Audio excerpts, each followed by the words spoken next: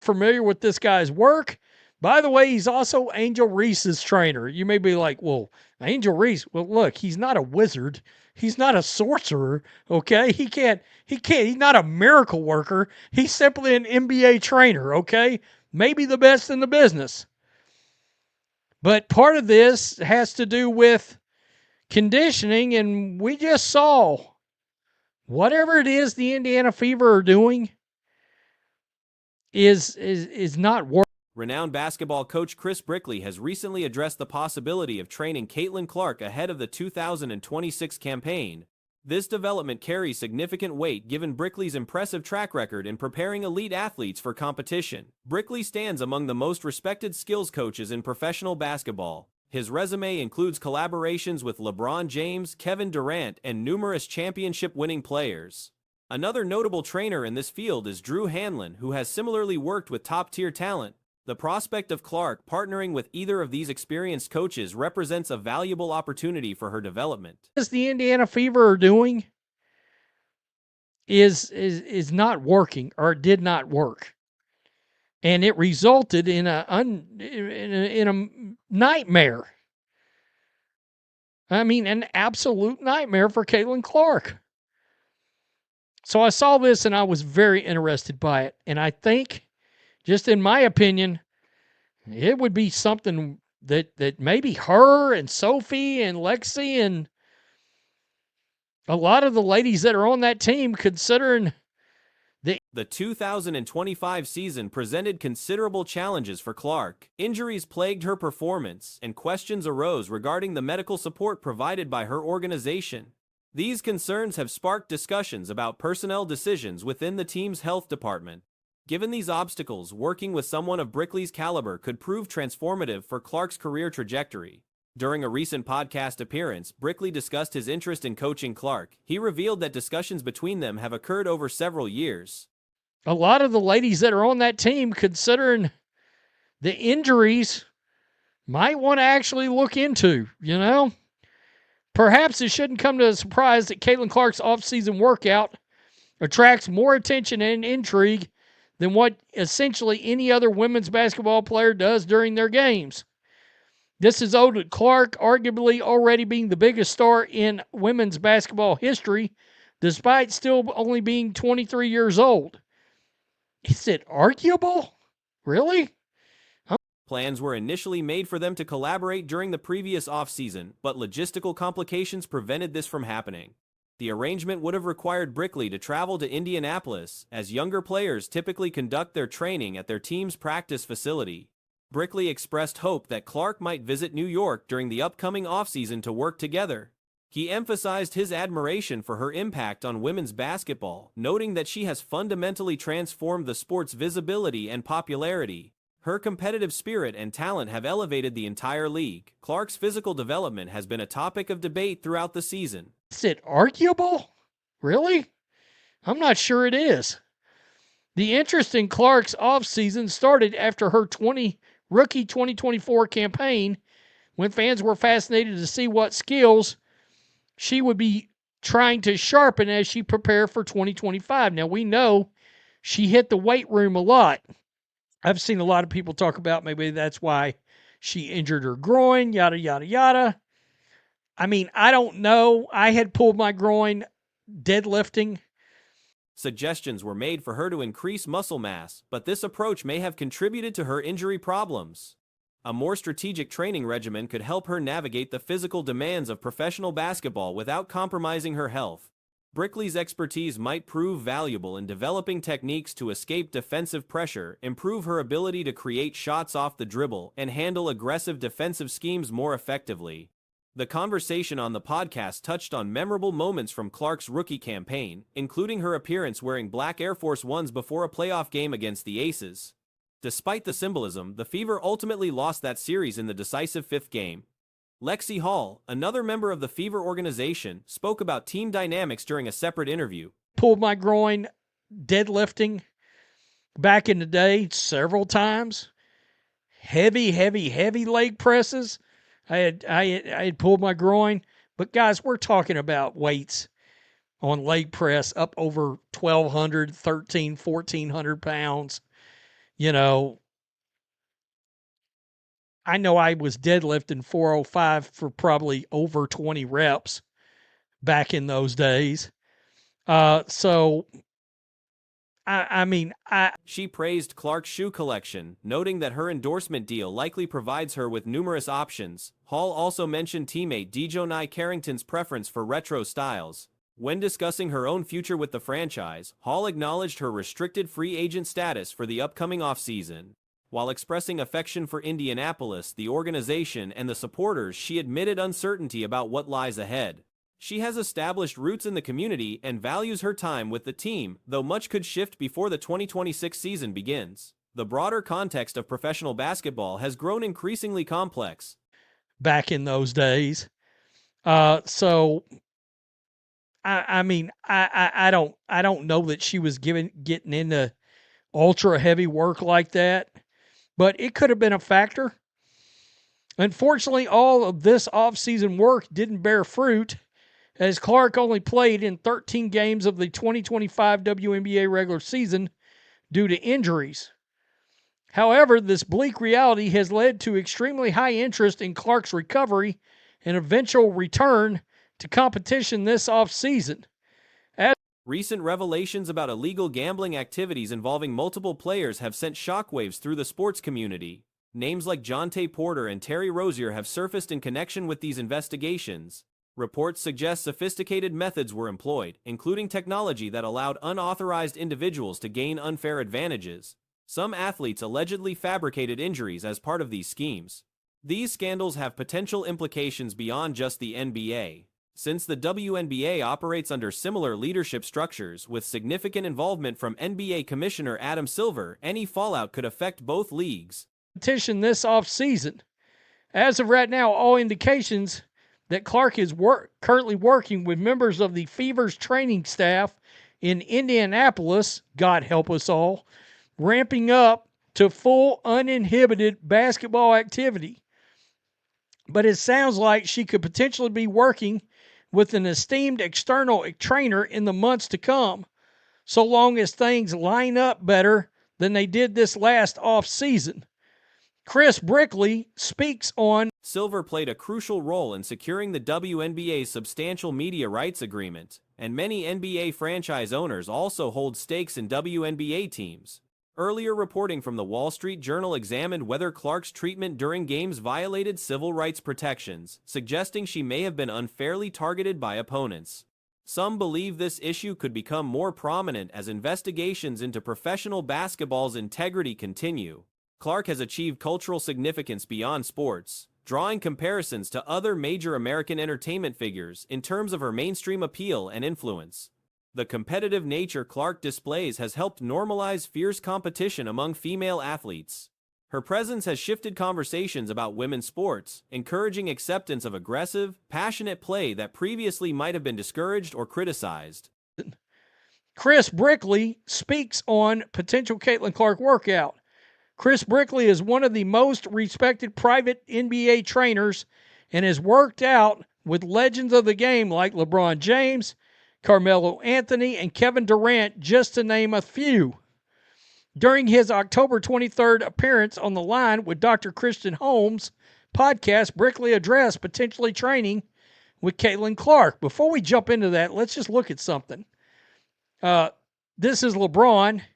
As the off-season approaches, multiple storylines will develop simultaneously. Whether Clark ultimately trains with Brickley remains to be seen, but the potential partnership represents an intriguing possibility for her continued growth. Hall's free agency decision will also shape the Fever's roster construction. Meanwhile, larger questions about league integrity and player treatment continue to unfold, potentially affecting how teams operate and how athletes are protected moving forward. The coming months will determine whether these various threads converge into meaningful change or remain separate concerns for different stakeholders. What seems certain is that women's professional basketball has reached a crossroads where athletic development, organizational culture, and league-wide governance all demand attention and improvement. Lexi Hall for Glamour magazine. There's a level of jealousy when it comes to the Fever, which there is. just because of media attention and the fans that have shown up for us ever since Caitlin got here, we've heard people and players and teams talking in their locker room about we can't let the Fever win. And by the way, if you think this is wrong, you don't get sports. If you think this is not happening, you just have never been in a sports locker room before. A particular social media account has gained notoriety for posting provocative content designed to anger basketball fans. This specific profile operates primarily on Twitter and has accumulated roughly 50,000 followers. While the account does provide legitimate coverage of women's professional basketball, approximately half of their most popular posts consist of negative commentary targeting Caitlin Clark. Numerous players within the league have shared these posts, amplifying their reach. One especially absurd post attempted to construct a roster of the top WNBA talents aged 25 or younger. The logical selection for the premier player in this age bracket would obviously be Caitlin Clark. You think this is not happening, you just have never been in a sports locker room before. Teams use anything as motivation. They use anything. And that is the easiest way to just get motivation for that. And then she also said here, if you have extra motivation to beat us because of something out of our control, that's fine. If it's what it takes you guys to come and try hard, she says. I think it's a little bit as needed across the league. Everyone should feel like they're getting everything. The runner-up position belongs to Aaliyah Boston. Third place goes to Angel Reese. Fourth would be Paige Buchers, though positions 2 through 4 could reasonably swap depending on perspective. Most analysts would rank them as Clark, then Boston, then Reese, then Buchers. Some might argue Buchers deserves higher placement. Those who believe Buchers will ultimately achieve a superior career compared to Clark can hold that viewpoint. I think it's a little bit as needed across the league. Everyone should feel like they're getting everyone else's best, and I do feel like we get everyone else's best. They know that. Let's be completely honest. She came from the Mercury, and the Mercury, I've never seen a team like the Nate Tibbetts Mercury go at a player like the Nate Tibbetts Mercury went at Caitlin Clark. I'm not joking, they put Natasha Cloud guarding Aaliyah Boston so they could switch screens because they were so scared of the... However, anyone claiming Buchers currently outperforms Clark demonstrates a fundamental misunderstanding of basketball. The sole scenario where Buchers might be preferable is on a squad already featuring 3 All-Stars, where an off-ball player becomes necessary. The 5th position involves more debate. Candidates include Ryan Howard, Leatisha Amihir, and Camila Cardoso, with Cardoso being a strong contender for that spot. The top 4 remain undeniable, with multiple players competing for 5th. Regarding Angel Reese, her abilities often get underestimated. Natasha Cloud guarding Aaliyah Boston so they could switch screens because they were so scared of the pick and roll. They were so scared. They literally benched Brittany Griner purely because Caitlin was killing her so badly in pick and roll. They benched who was one of their best players. She averaged 18 points a game last year. They benched her. And Howard came from Dallas. Ari came from LA. Ari McDonald herself. Once the Chicago Sky become competent as a franchise, she will develop into an elite WNBA performer. When motivated defensively, she provides lockdown coverage. While her jump shot needs development, her offensive contributions remain valuable. She can deliver 15 points and 15 rebounds while defending the opposition's top scorer effortlessly. She doesn't match Boston or Clark's caliber, but she ranks as exceptionally talented. The controversial social media post proposed a starting lineup of players 25 and under that excluded Clark entirely. She didn't shoot her second free throw so that she could deny Caitlin Clark the ball. She had another free throw to go. So she came from LA last year. She was in Phoenix. Sid Colson was in Vegas. Natasha Howard was in Dallas. The players aren't just making that shit up. These other players were part of locker rooms that wanted to beat the Fever. Let's be real. We saw Sophie Cunningham throw a blind L. Their roster featured Buchers at point guard and included positions that made no basketball sense. Buchers doesn't operate as a primary ball handler, yet they shifted 2 players from their natural positions.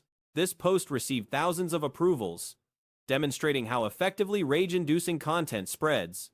The account constantly reshares its own anti-Clark material, repeatedly pushing negative narratives.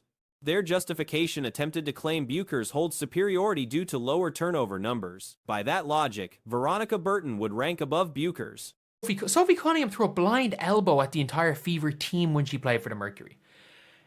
If you are as a player, if you didn't want to want to go and give the Fever your best and beat down the Fever, and you were on a rival team, I don't want you. I absolutely, as a free agent, I do not want you. Like, I want free agents to want. When examining actual production, Clark scores more efficiently on fewer attempts, shoots better from every distance including 2-point range, 3-point range, and the free throw line. She averages nearly 3 additional assists per game compared to Buchers as a first-year player. Defensively, neither excels, though Buchers showed marginally better defense during her rookie campaign than Clark did during hers. Currently, Clark plays better defense than Buchers. Clark grabs more rebounds and blocks more shots. Buchers possesses quicker hands and excels at deflections and steals. As a free agent, I do not want you. Like, I want free agents that want to win against anyone who will make shit personal. Because that's how the Indiana Fever managed to do it. I think that DeWanna Bonner, like, the reason the Fever were so close is because DeWanna Bonner quit on their team. I stand by that. You see it from Lexi Hull. I think the reason this team is so close was because DeWanna Bonner quit on the team. Because she quit. But yeah, it's just one of those situations where Clark operates more effectively as a help defender, reading plays and intercepting passes from the weak side. Clark takes risks while Buchers plays extremely conservatively. Between excessive risk-taking and excessive passivity, the former proves preferable, though ideally a balance exists. No legitimate argument currently supports Buchers over Clark. Those emphasizing turnovers while ignoring assists, scoring efficiency, and shot quality are being deliberately obtuse. If turnovers truly mattered that much, Burton deserves inclusion over Buchers. Just one of those situations where everybody knows, and people are like, oh, it's a bit of jealousy. It's like, well, yeah. No shit. Like, if there's ever a thing as called such as justified jealousy, I'm sorry, could you imagine if for years you have imagine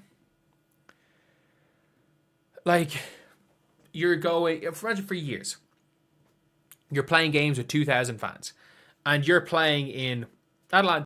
The efficiency argument falls apart when Buchers shoots worse from every spot on the floor. Her lower turnover rate correlates directly with her lower assist rate. Clark's style inevitably produces turnovers. Every player throughout basketball history who aggressively creates opportunities, regardless of gender, turns the ball over frequently. Observers examining quote responses to the original post found people claiming Aaliyah Boston ranks below Dominique Malonga. This ignores that Boston outperformed Aja Wilson during their playoff matchup.